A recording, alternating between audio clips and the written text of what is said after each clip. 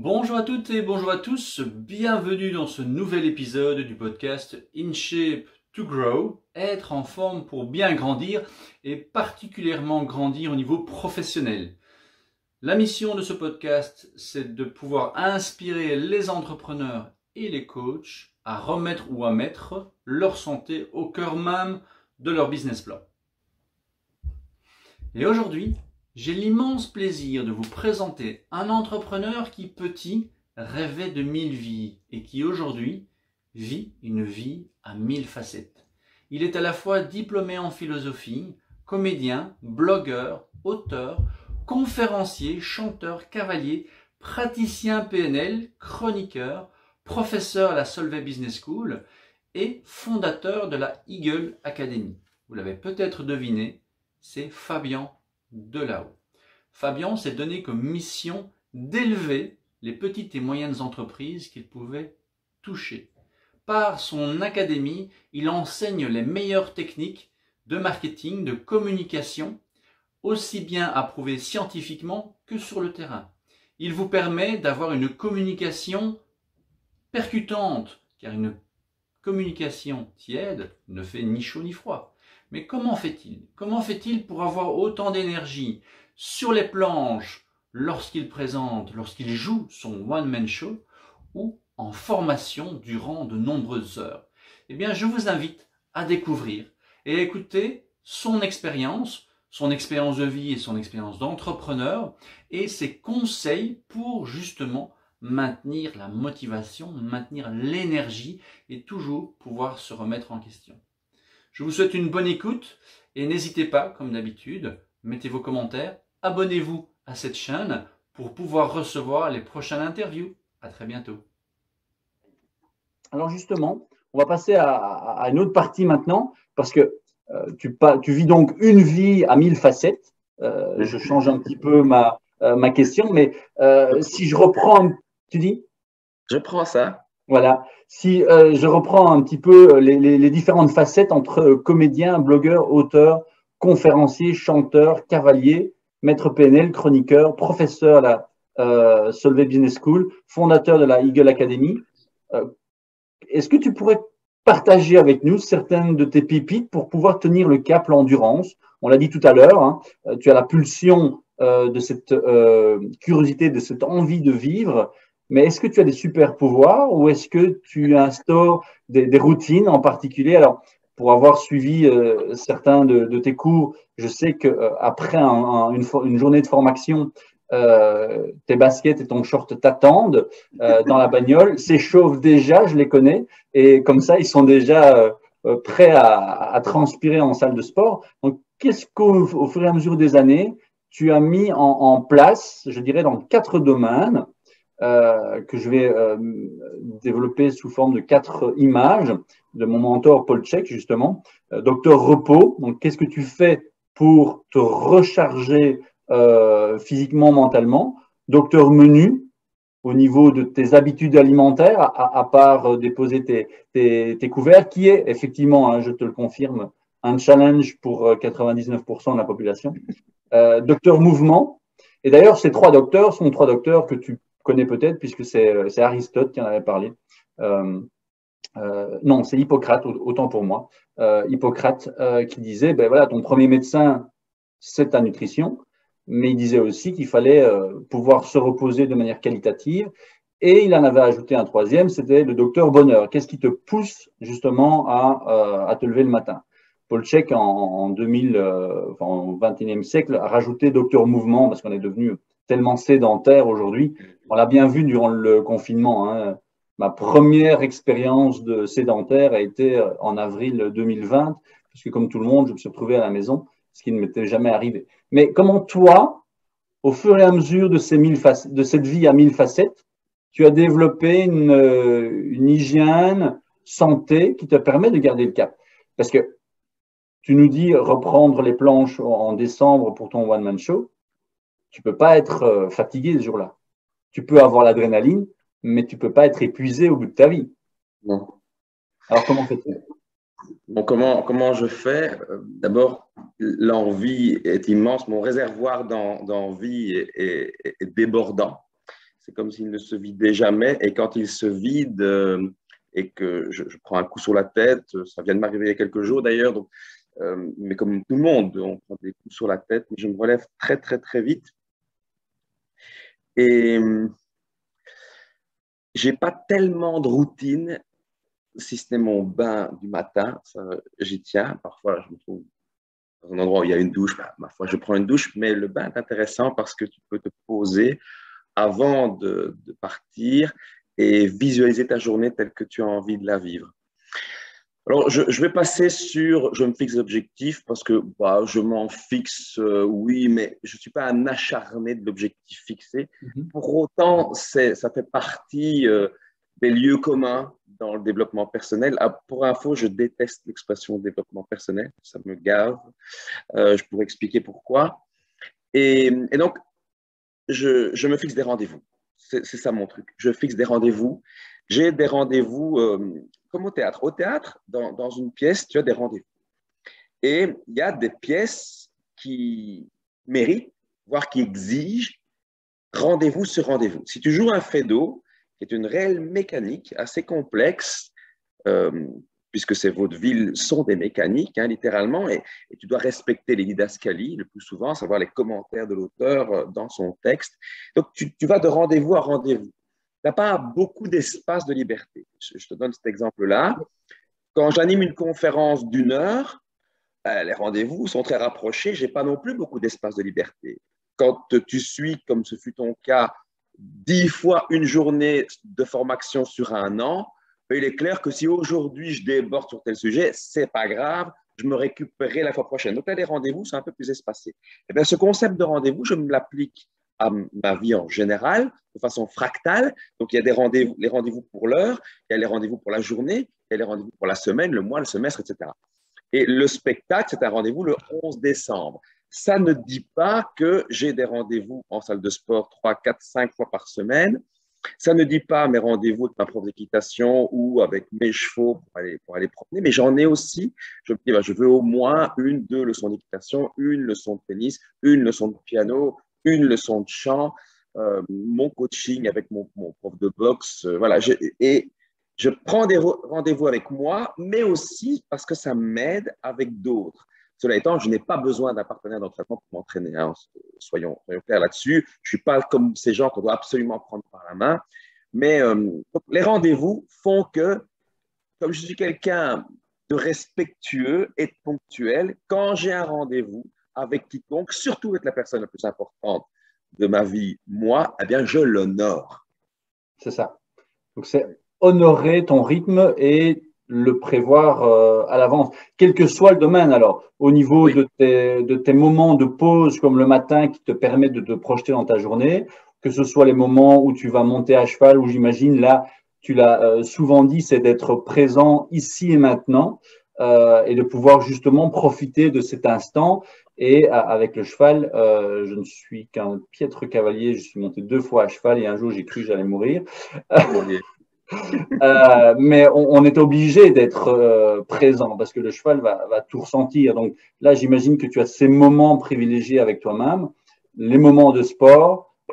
Au niveau alimentaire, est-ce que tu suis quelque chose en particulier ou comment tu fais? Oui, juste revenir sur ce qu'on vient d'évoquer pour donner des précisions qui me semblent utiles. Bien sûr. L'instant présent, le hic et nunc, ici et maintenant, carpe diem, peu importe comment on le nomme, oui. Et ce qui permet ça, à mon sens, c'est 2 choses. Le fait de cloisonner. Quand je suis en train de boxer ou de chanter, je ne suis qu'en train de boxer ou de chanter. Quand je suis à cheval, je ne suis qu'à cheval. Ce qui est plus difficile quand ta vie est perturbée, c'est plus difficile dans l'exercice de la lecture, par exemple. C'est plus difficile de lire sans être pollué par des pensées qui n'ont rien à voir avec ton livre ou ton article. Mais quand le corps est en action, c'est plus simple, à mon avis, hein, Oui, d'être dans clairement. l'instant présent. Et alors, ce qui est important, c'est de cloisonner, comme je le disais, même si je vis, et je te le dis, je suis en plein dedans, une période extrêmement chahutée, houleuse. OK, ben, il y a des moments où je vais m'effondrer et je pleure comme tout le monde, mais quand je suis à cheval, je suis à cheval. À ce moment-là, je suis pleinement vivant à cheval que à cheval. Et quand je travaille, je ne suis que dans mon rôle d'Eagle Coach. Ça, c'est important. Et la deuxième notion qui est clé, c'est celle d'intensité. D'intensité. Tu peux faire quoi que ce soit avec une intensité faible, moyenne ou forte. Moi, je choisis le plus souvent qu'elle soit forte, notamment à l'entraînement, c'est-à-dire en salle de fitness. Je ne m'entraîne pas longtemps, en réalité. Je ne m'entraîne pas longtemps, mais je travaille beaucoup en superset. Je mets énormément d'intensité. Et moi, j'ai des meilleurs résultats comme ça. Je ne trimballe pas mon téléphone d'une machine à l'autre. Je ne l'ai d'ailleurs pas en salle avec moi. C'est des détails, hein, mais c'est comme ça aussi que tu peux réussir à te concentrer et être pleinement en pleine conscience de ce que tu fais. C'est-à-dire que quand je pousse, quand je soulève de la fonte, je ne suis pas en train de me dire, tiens, qu'est-ce que je vais raconter demain lors de ma conférence. Clairement, clairement. Super. En tout cas, un tout grand merci de partager un petit peu comme ça tes routines et ce qui te permet aujourd'hui, encore une fois, de pouvoir performer. Je sais que la performance et la qualité est vraiment quelque chose que l'on ressent quand on suit des conférences ou quand on suit des formations avec toi. Mais fatalement, c'est un travail derrière pour pouvoir montrer cette performance. Alors, une dernière question, Fabien. En tant qu'entrepreneur, aujourd'hui, il y a beaucoup d'entrepreneurs qui sont passés par des moments difficiles, qui ont peut-être encore des moments difficiles. Tu dis toi-même, effectivement, en ce moment, avoir une période où, je dirais, la mer n'est pas totalement calme. Qu'est-ce que tu pourrais leur conseiller? Quelle astuce toi-même, quand ça devient comme ça, trop chahuté, trop de tempêtes, quel est le conseil ou l'élément qui te permet de respirer, de sortir la tête de l'eau et de te dire, OK, là, je fais un pas en arrière ou comment tu fais? Ouais, c'est très simple. Mais c'est pas forcément quelque chose qui va parler à tous, quoique le premier élément me semble important, mais il y a des personnes qui ne vont pas s'y retrouver, quelqu'un de très introverti, qui n'aime pas s'exprimer, surtout pas quand ça va mal, va avoir du mal à être réceptif à ça, mais moi j'ai besoin d'être entouré. J'ai besoin d'être entouré, j'ai besoin d'être accompagné par des personnes autour de moi, que ce soit des coachs, des thérapeutes, un ami qui m'est cher, ma propre mère qui m'a toujours soutenu. Et quand tu en viens à poser un regard sur toi-même qui est peu amène, parce que quand les choses sont difficiles, tu as tôt fait de t'auto-flageller, de te vilipender, de trouver que tu es sale, que tu es laid, que ton comportement n'a pas été juste, peu importe.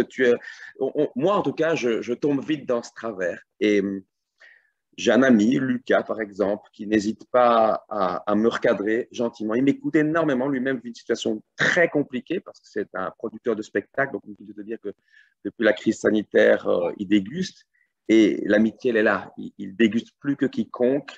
Mais ayant vu en difficulté, il a laissé ses problèmes de côté. Pour moi, il est l'incarnation même de l'amitié à cet égard. Et donc, ces gens me tiennent debout, me tiennent droit parce qu'ils écoutent pour comprendre et ils écoutent sans juger.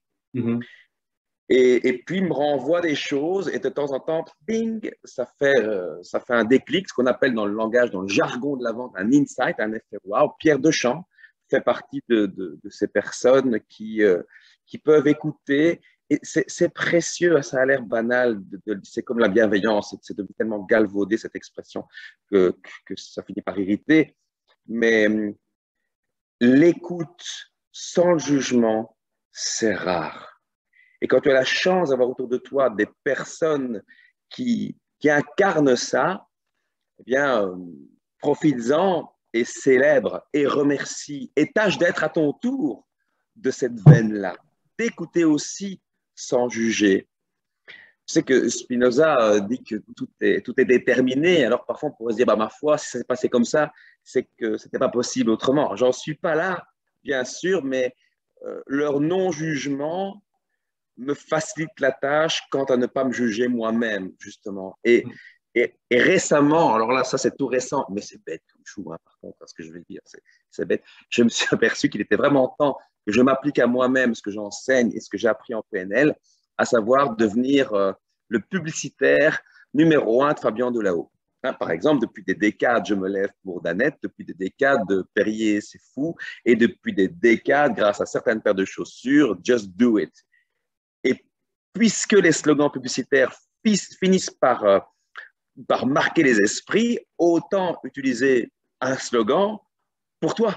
Ouais. Eh bien, depuis quelques jours, donc depuis le moment où cette crise personnelle a éclaté, tous les jours, je le jure, je le fais. Je me dis que je m'aime, que je suis un mec bien, que j'apporte de la valeur aux gens, etc. Je me dis ça à haute voix et avec intention et avec intensité. Au début, c'est étrange. Oui, clairement. Mais au bout d'une dizaine de fois, ça fait réellement du bien. Réellement du bien. Donc, ça, c'est la première chose, c'est d'être très entouré. Et puis, tu sais, quand une bâtisse s'écroule, il reste peut-être quelques murs. Eh bien, je me concentre sur les murs porteurs. Les quelques murs porteurs qui demeurent, ils demeurent.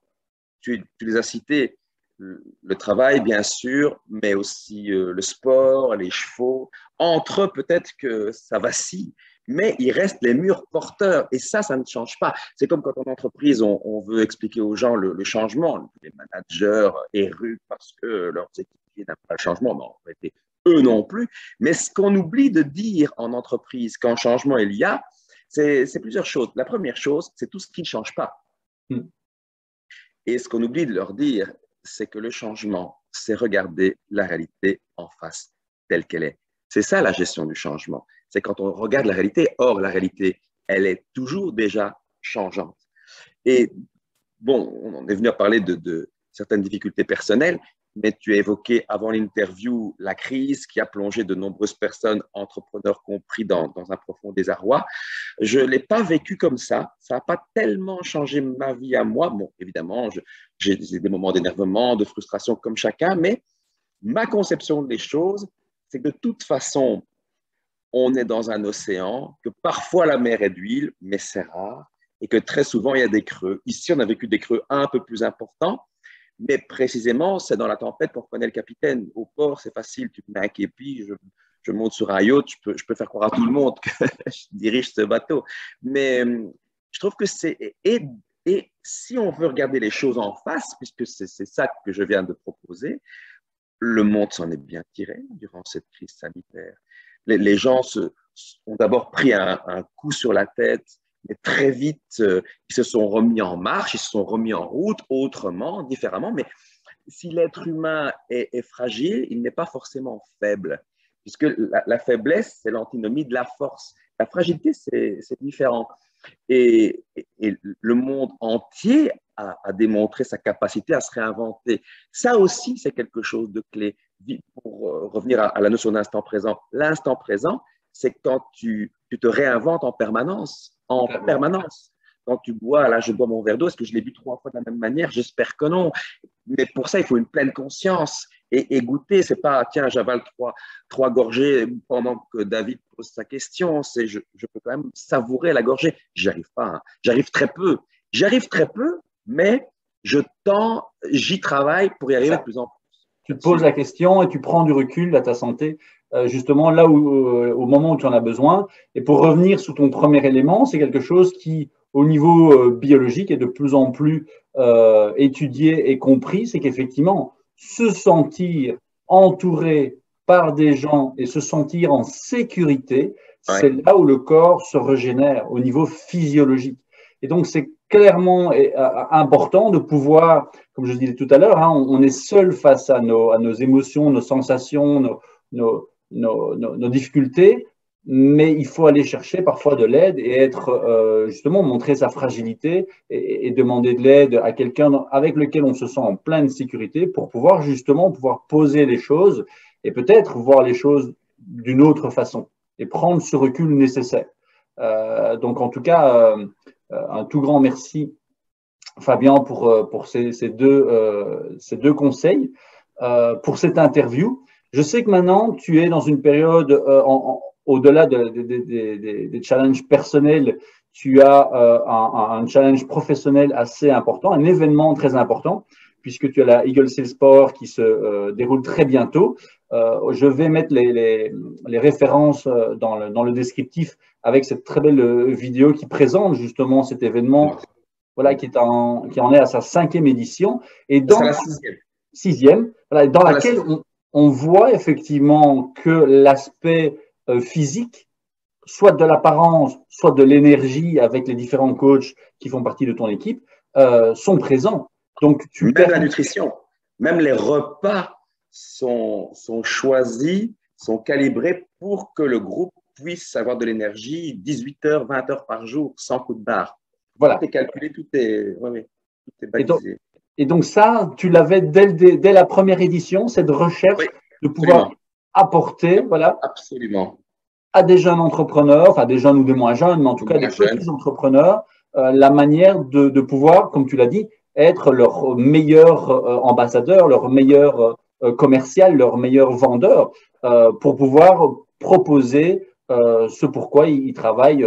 On ne va plus compter les heures d'un entrepreneur, mais c'est ça que tu leur proposes sur plusieurs jours? Oui, absolument. Hein. C'est un concept global. L'accroche, c'est vous allez devenir de meilleurs vendeurs parce que c'est le seul programme, et c'est révolutionnaire en ce sens, qui soit basé exclusivement sur les dernières recherches en neurosciences. Donc, on offre carrément le script de vente parfait, qui est une parfaite Formule 1 aussi, mais ce n'est pas parce que tu maîtrises le script de vente parfait que tu deviens un excellent vendeur ou un excellent entrepreneur. Et ça passe essentiellement par le mindset, l'état d'esprit. Et l'état d'esprit, c'est l'état de ton esprit. C'est la façon dont tu envisages la vie. Pour moi, la vente, c'est la vie.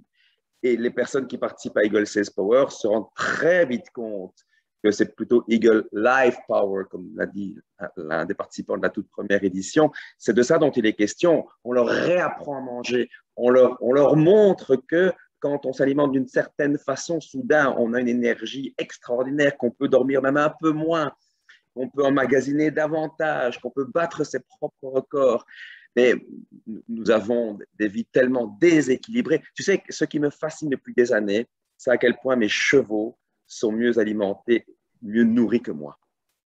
Parce qu'un cheval, c'est tellement fragile, ça peut te faire des coliques à une vitesse, avoir des bouchons, etc., qu'on les nourrit aux mêmes heures le matin, mêmes heures le soir. On est attentif à la qualité du foin, attentif au dosage. C'est très, très, très précis. Et on le voit, hein, dès qu'on change l'alimentation, on peut avoir des perturbations. Je l'ai eu récemment avec un jeune pur sang, je l'ai changé d'endroit, il a changé d'alimentation, il m'a fait un bouchon. Et on a eu quand même un peu peur. Tout ça pour dire que si on s'alimentait, si on se pensait comme des athlètes, c'était le terme d'Alain Goudsmet, un concurrent, enfin le soleil brille pour tout le monde, qui avait écrit ce livre remarquable, L'athlète d'entreprise. Je pense qu'on ne se considère pas assez les athlètes. Moi, je me considère quand même plutôt comme un athlète. Donc, je suis attentif à mon sommeil, mais je dors malheureusement trop peu. Je n'hésite pas à provoquer une sieste en cours de journée pour récupérer. Je prends beaucoup de compléments alimentaires. Je suis suivi par un médecin spécialisé en anti-âge qui vérifie ma prise de sang tous les X mois, d'un manque de fer, manque de vitamine D. Bon, tout ça est équilibré et je suis hyper compliant. Donc, je prends soin de mon corps, comme dit le proverbe indien, pour que mon âme ait envie d'y séjourner. Exactement, et je pense que ça, c'est un très beau résumé parce que, effectivement, quand le corps ne va pas bien, tu le dis, hein, chez le cheval, ça se voit tout de suite, mais quand toi et moi, on a une Trafalgar, voilà, eh bien, on n'est plus capable ni de penser correctement, ni d'agir correctement. Donc, le corps est extrêmement important. Juste un autre conseil, si vous voulez vous lancer dans une activité physique, c'est bête ce que je vais dire, mais faites quelque chose que vous aimez. N'allez pas en salle de fitness parce qu'il faut bien faire du sport. Moi, un jour, j'avais lu d'un médecin, il disait la meilleure activité physique possible, c'est 30 minutes de marche par jour. Mais moi, ça, c'est pas possible pour moi. Ce n'est pas possible. C'est comme la méditation. Beaucoup de gens ne jurent que par là. Pour moi, c'est impossible. Je n'ai pas accès à ça. Ça ne me convient pas. Tu vois, et tous les rituels, alors les rituels du matin, il y a des tas d'ouvrages là-dessus. Ça convient à certains, moi, ça ne me convient pas. Et souvent, ce sont des rituels qui font 25 heures, donc c'est compliqué. Et donc, il faut quand même être mu aussi par l'amour. Je pense que le mot qu'on n'a pas employé du tout, mais c'est le mot le plus important, c'est ça. J'aime les gens et donc j'ai appris à communiquer pour aller vers eux et donc j'ai appris à les écouter. J'aime les gens, c'est pour ça que je suis avec toi. J'aime les gens, c'est pour ça que je dois m'aimer aussi et prendre soin de moi. Et quand tu aimes les gens, tu prends soin d'eux, comme je prends soin de mes clients lors d'Eagle Sales Power ou de n'importe quelle autre formation. Le vrai moteur, et je ne suis pas chrétien, je ne suis pas catholique, je suis athée, donc ce n'est pas compliqué, mais le moteur, c'est ça. Tout à fait. Ce n'est que ça. C'est le moteur, s'aimer avec ses fissures. Hein, je pense que tu avais utilisé ça. Oui. Voilà, Oui. dans le mantra des aigles, parce qu'effectivement, on ne peut pas aimer les gens si on veut les changer à sa manière. Tu l'as dit précédemment dans l'interview que fatalement, on va être influencé par son environnement, sa culture. Et aujourd'hui, les études le montrent. Tu parlais du jeune nazi en Allemagne nazie. Ben oui, son cerveau va être modelé par sa culture. Et donc, on a la culture sociale et puis on a la culture de la famille. Donc, fatalement, sortir de ces éléments-là, c'est difficile. Sortir de cette notion de performance, parce qu'effectivement, nous sommes tous des athlètes. On a la même génétique que les hommes et les femmes d'il y a 9000 ans. Et ils faisaient des performances physiques bien au-delà de ce qu'on fait aujourd'hui. Et donc, il faut pouvoir mettre la performance par rapport à ce dont on désire faire. Et donc, la performance, c'est juste pouvoir profiter de sa journée avec toutes les activités qu'on veut y faire. Aimer, être dans la performance, mais cette performance définie par rapport à ses propres, je dirais, balises, faire du sport, mais quelque chose que l'on aime, donc trouver son équilibre. Et je pense que l'entrepreneur, s'il veut profiter de son expérience entrepreneuriale, il doit trouver cet équilibre. Il doit pouvoir sortir et prendre de la hauteur, comme un aigle, pour voir, tiens, mais en ce moment, que se passe-t-il dans ma vie professionnelle, dans ma vie familiale? Qu'est-ce qui est à modifier et comment je peux rééquilibrer un peu ces différents éléments? Un magnifique résumé, David. Mais en tout cas, un tout grand merci, Fabien, pour ton temps. Je te remercie de nous avoir partagé une partie de ton expérience personnelle, entrepreneuriale, tes conseils. Est-ce que tu as une dernière chose éventuellement à rajouter?